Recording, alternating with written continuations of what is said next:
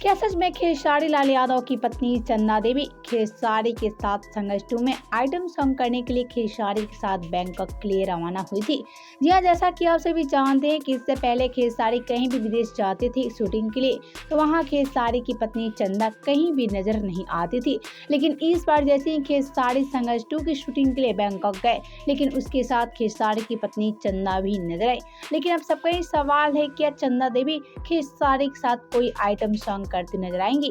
तभी तो खेसारी की पत्नी चंदा देवी खेसारी के साथ हर लोकेशन पे नजर आ रही थी। तो जी इसकी पूरी सच और वजह हम बताएंगे, लेकिन उससे पहले वीडियो को लाइक कर ले और चैनल को सब्सक्राइब कर ले। तो जैसा कि आप सभी चंदा की ये सारी तस्वीर देख सकते हैं, जहां खेसारी के साथ सारे लोकेशन पर नजर आती थी। हम आपसे एक बता दें कि चंदा के साथ खेसारी की जोड़ी तो काफी कमाल की लगती है, और एक तरफ चंदा खेसारी एक दूसरे से तो बेइंतहा प्यार करते थे।